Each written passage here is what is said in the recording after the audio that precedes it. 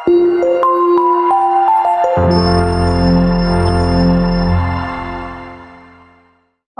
वालेकुम मेरे बेटे, मैं आपका रुफीन सर आज आपके सामने एक और नई प्रॉब्लम के साथ आपकी खिदमत में हाजिर हूं। बेटे, this is problem number 1.8। Again the problem comes from kinematics. Again मेरे बेटे, it's a concept of river boat problem और we can say river swimmer problem. हल्का हल्का वेक्टर यूज करेंगे, थोड़ा थोड़ा रिलेटिव वेलोसिटी यूज करेंगे और क्वेश्चन को निपटाएंगे। पहले क्या करेंगे, क्वेश्चन को बाय पार्ट्स पढ़ेंगे, उसके बाद इसकी अच्छी सी ब्यूटीफुल एक डायग्राम बनाएंगे। So whatever question states, come on बेटे। क्वेश्चन बोलता है हमारे पास दो बोट्स है, boat A and boat B. They move away from a buoy anchored at middle of a river. Buoy क्या होता है, ये बेटे लड़का नहीं है, it's not B O Y, it's B O O Y. ये बेटे एक रेफरेंस पॉइंट है मेरे मिडल ऑफ द रिवर में। आप समझो एक साइन बोर्ड जैसा है। अब वो मत खड़ा रहेगा, ठीक है, हवा में मत खड़ा रहेगा in the middle of the river, ठीक है।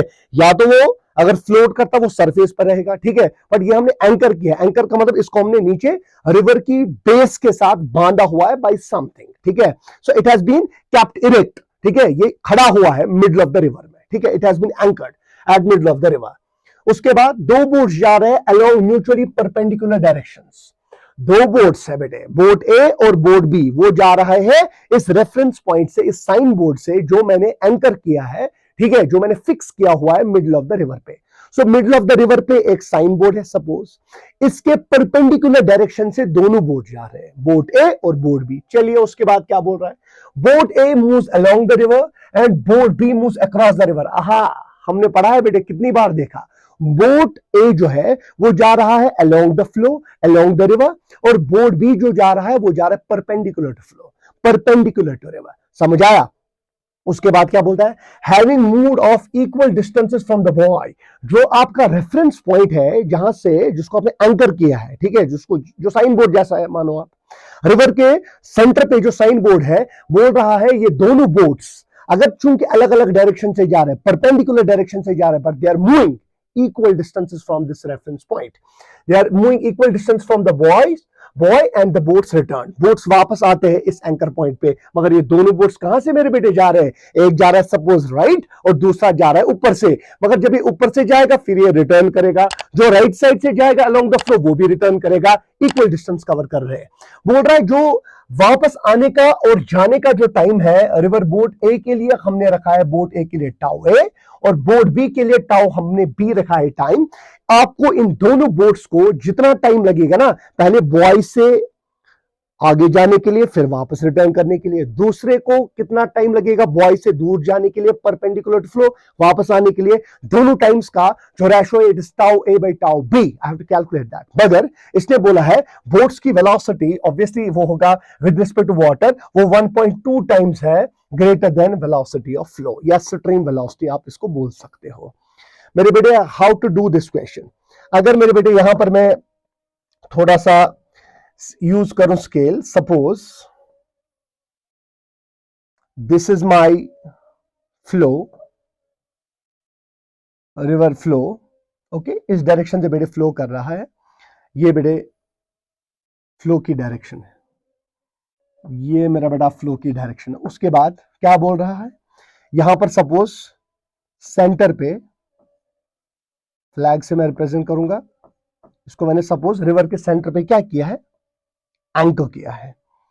इस डायरेक्शन से फ्लो की वेलोसिटी, वेलोसिटी ऑफ रिवर जो है वो मैं रखूंगा u, और वेलोसिटी ऑफ बोट ए, ये बोट ए होगा, बोट ए वो जा रहा है इस डायरेक्शन से, उसको रखूंगा velocity of boat with respect river, वो रखूंगा v और u से डिफरेंस हो जाएगा इसका, you can differentiate between the two velocities easily. ये जो बोट ए है वो जा रहा है इस एंकर से, जो मैंने यहां पर बॉय जो रखा है, जो रेफरेंस पॉइंट रखा है, इसको मैं ओ रखूंगा, इससे चल रहा है कुछ डिस्टेंस मेरे बेटे, ठीक है। उसके बाद रिटर्न भी कर रहा है सेम पॉइंट पे, उसके बाद रिटर्न भी कर रहा है सेम पॉइंट पे, ठीक है। उसके बाद मेरे बेटे अगर ये रिटर्न कर रहा है, इसने सपोज कुछ डिस्टेंस कवर किया होगा डी, फिर वापस भी कितना कवर करेगा, ये डी करेगा कवर, ठीक है। मेरे बेटे मैंने आपको बोला है रिवर स्विमर प्रॉब्लम हो या मेरे बेटे रिवर बोट प्रॉब्लम हो, always try to solve the question in ground frame, क्योंकि ग्राउंड फ्रेम में जो बंदा है, प्रीवियस प्रॉब्लम में भी मैंने आपको बोला उसके लिए दो वेलोसिटीज होती है, एक तो फ्लो की भी वेलोसिटी होगी और कौन सी वेलोसिटी होगी, बोट की या स्विमर की। मगर जो बंदा पानी में होगा उसके लिए फ्लो की वेलोसिटी है ही नहीं, उसके लिए कौन सी वेलोसिटी है, खाली उसके लिए बोट की वेलोसिटी है या स्विमर की वेलोसिटी है। सो अगर मैं आपको बता दूं यहां पर, बताइए for boat A, for boat A अगर मेरे बेटे मुझे कोई बताएगा टाउ ए कितना होगा, मैं इजीली लिखूंगा, पहले ये जाएगा डाउन स्ट्रीम, उसके बाद जाएगा अप स्ट्रीम, क्योंकि हमको हमेशा पता है ये velocity of boat with respect to river है, ये velocity of river with respect to ground है। यहां पर मैं आपके लिए लिखूंगा point to be noted, solve problem in ground frame. Ground frame में मेरे बेटे सॉल्व कीजिएगा। जब ग्राउंड फ्रेम में सॉल्व करोगे, सर मुझे चाहिए velocity of boat with respect to ground, वो होगा velocity of boat with respect to river plus vector sum velocity of river with respect to ground. Downstream में होगा v प्लस यू, क्योंकि दोनों की डायरेक्शन सेम है। Upstream में होगा v माइनस यू, क्योंकि दोनों की डायरेक्शन ऑपोजिट है। और मैंने आपको बोला भी है बेटे, क्लास में भी कितनी बार बोलता हूं, अगर ऑब्जर्वर आप किस में लोगे, रिवर फ्लो में, दोनों टाइम सेम होंगे, क्योंकि फ्लो की वेलोसिटी उसके लिए नहीं है। तो क्या मैं बोट ए के लिए लिखूंगा, जब ये जाएगा तो टाइम होगा d डिवाइडेड बाई डाउनस्ट्रीम की वेलोसिटी, और जब वापस आएगा यही डिस्टेंस कवर करना है, वेलोसिटी होगी अब v minus you. This is your tau A, keep this first. कितना आसान है बेटे, ये फर्स्ट इक्वेशन होगी। अब बेटे ये बोट ए के लिए था, जो जा रहा था अलोंग द फ्लो, उसके बाद वापस आ रहा था, जितना डिस्टेंस कवर किया डी, उसके बाद वापस भी रिटर्न के वक्त यही डी कवर करना है, मगर वेलोसिटीज अलग अलग होगी। अब मुझे बोट बी जो है वो कहां से जा रहा है, बोट बी वो जा रहा है परपेंडिकुलर फ्लो। अगर मेरे बेटे बोट बी ऐसे जाएगा, जरा बताओ बोट बी, अगर बोट बी को अगर आप क्वेश्चन पढ़ोगे ना, बोट बी चल रहा है across the river, this is very important, across the river वो पहुंच रहा है, क्योंकि अगर वो अक्रॉस द रिवर चलेगा ना फिर उसमें ड्रिफ्ट आएगा, पढ़ा है हमने। अगर उसको ए बी पाथ से पहुंचना है, उसको जाना पड़ेगा एट एन एंगल, क्योंकि रिवर उसको क्या करेगा, फिर जब वो एट एन एंगल जाएगा उसको रिवर ड्रिफ्ट करेगा और पहुंचाएगा परपेंडिकुलर टू फ्लो। तो व्हाट शुड आई डू, तो मैं रिवर जो बोट बी है उसके लिए अगर मैं आपको समझाऊंगा, बोट बी यहां पर मेरे बेटे फ्लैग है, ये एंकर है, दिस इज पॉइंट ओ। अब बोट बी जो है वो कैसे चलेगा मेरे बेटे, सपोज बोट बी चला यहां से, ये कितना एंगल बनाएगा, सपोज मेरे बेटे हॉरिजॉन्टल के साथ थीटा, ये होगा velocity of boat with respect to river, वो v है। तो यहां से कौन सा कंपोनेंट होगा, v cos थीटा, ऊपर से कौन सा कंपोनेंट v sin थीटा। तो अगर ये जा भी रहा है, अगेन ये इस बॉय से कितना डिस्टेंस कवर करेगा, d, क्योंकि इसने क्वेश्चन में पहले ही बोला है जो अलोंग द फ्लो भी जाएगा और जो परपेंडिकुलर टू फ्लो भी जाएगा। परपेंडिकुलर टू फ्लो मतलब अक्रॉस द स्ट्रीम जो जाएगा, ठीक है, ये इक्वल डिस्टेंसेस कवर करते हैं। तो फिर जब ये जाएगा और मेरे बेटे वापस भी आना है, इस बोट को ऐसे वापस भी आना है, ठीक है ना। तो इसका मतलब है, अगर मैं आपको बता दूं मेरे बेटे, बोट बी का जो सिलसिला होगा वो ऐसे रहा होगा। अगर ये फ्लैग है मेरे बेटे, if this is a flag, ये मेरा जो बॉय है, ठीक है, अगर वो मेरे बेटे बोट ऐसे गया होगा ना एट एन एंगल थीटा, मेरे बेटे समझना, ठीक है, जब वो एट एन एंगल गया होगा वीबीआर, तब वो पहुंचा होगा ऐसे सीधे और उसने कवर किया होगा डिस्टेंस कितना डी। जब वो यहां पर पहुंचा होगा ना मेरे बेटे यहां पर, फिर उसको अगेन ऐसे जाना होगा एट एन एंगल, अगेन जब वो एट एन एंगल जाएगा वीबीआर वेलोसिटी से at an angle theta, again उसका कॉस होगा, अगेन उसका साइन होगा यहां से, क्योंकि जब वो ऐसे जाएगा उसको रिवर अगेन ड्रिफ्ट करेगा और चलाएगा परपेंडिकुलर फ्लो। सो रिवर जो रिवर है वो हमेशा दोनों केसों में बोट को क्या कराएगा, ड्रिफ्ट कराएगा, ताकि बोट जो सेकंड है वो कहां से चले, परपेंडिकुलर। क्योंकि बेटे देखो, अगर वो परपेंडिकुलर टू फ्लो बोट सीधे जाएगा ना तो वो तो उसको लॉन्गेस्ट पाथ से पहुंचाएगा, इसीलिए मैंने बोला ये पहले एट एन एंगल यहां से भी जाएगा, at an angle horizontal, at an angle theta with horizontal, जब ये वापस भी आता होगा तब भी चलेगा at an angle theta with horizontal. इसका मतलब क्या है, यहां से यहां तक आने के लिए अगर मैं आपको बता दूं ये पॉइंट बी है, ठीक है, ड्रिफ्ट कितना होगा मेरे बेटे, इसके लिए 0, because horizontal displacement between initial point and final point कितना है, 0। तो अगर आप यहां देखोगे, मैं लिखूंगा फॉर बोट 2, फॉर बोट 2, अगर आपको कोई बोलेगा बोट 2 के लिए टाइम टेकन टू क्रॉस जो है डिस्टेंस डी किसके बराबर होगा, ये डी और वापस आते वक्त डी, डिस्टेंस कवर करना है डी, मगर कौन सा कंपोनेंट है डी कवर कराएगा। देखो बेटे बोर्ड सेकंड की वेलोसिटी यहां थी, यहां से कॉस कंपोनेंट है, यहां से sine. Principle of independence of motion मेरे बेटे क्लास में मैंने पढ़ा है। Horizontal component of velocity is responsible for horizontal motion and vertical component of velocity is responsible for vertical motion.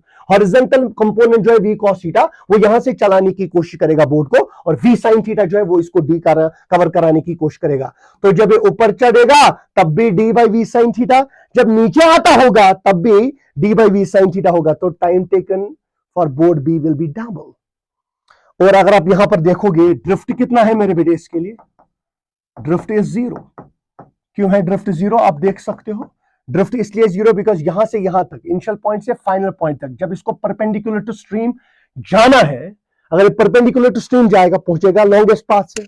अगर पहले एट एन एंगल जाएगा सच दैट इनिशियल पॉइंट और फाइनल पॉइंट स्ट्रेट हो, परपेंडिकुलर फ्लो, ड्रिफ्ट 0 होगा।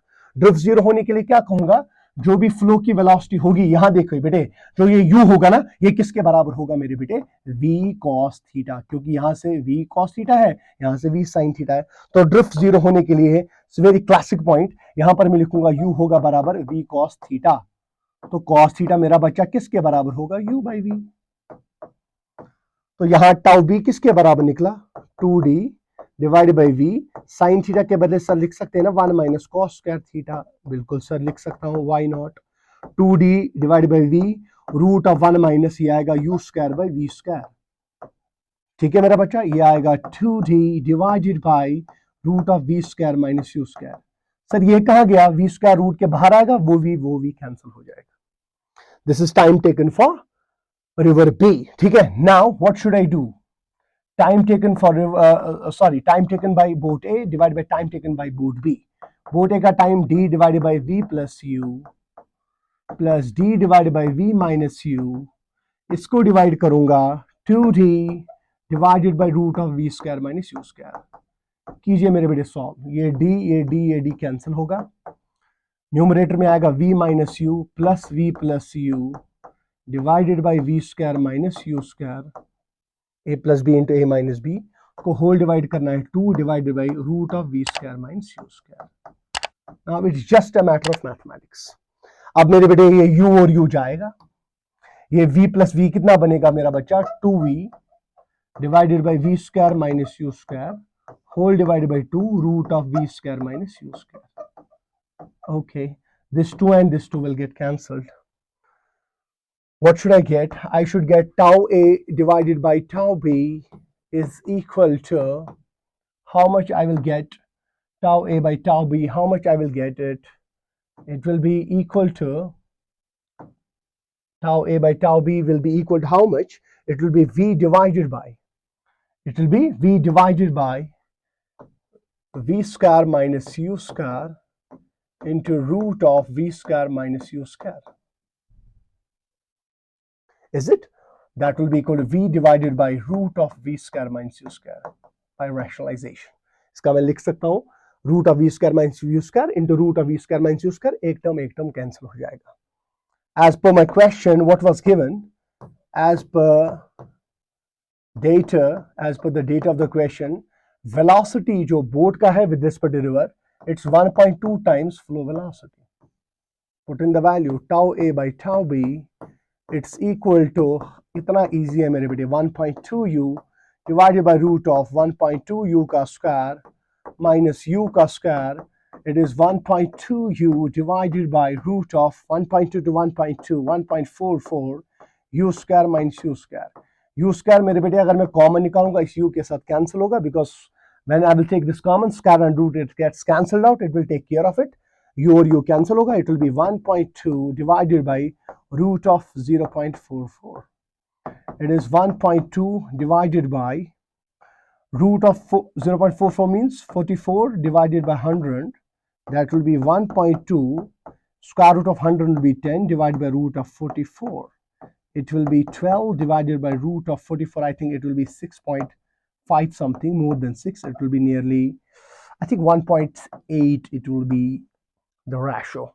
So tau A divided by tau B, time taken by boat A, to cover distance d and return back, to the time taken by boat B to cover distance d perpendicular to the flow and come back, ratio will be equal to 1.8. कितना easy question था मेरे बेटे, कोई मुश्किल नहीं, कोई मुश्किल नहीं, बस कॉन्सेप्चुअली आप साउंड हो जाओ, ठीक है। और मैं गारंटी से बोलता हूं जितने भी मुझे स्टूडेंट्स देख रहे हैं, रिवर बोट प्रॉब्लम की टेंशन अब खत्म ही हो गई आपकी, क्योंकि मैंने आपको बोला solve the question in ground frame, it will make our task easy. Thank you.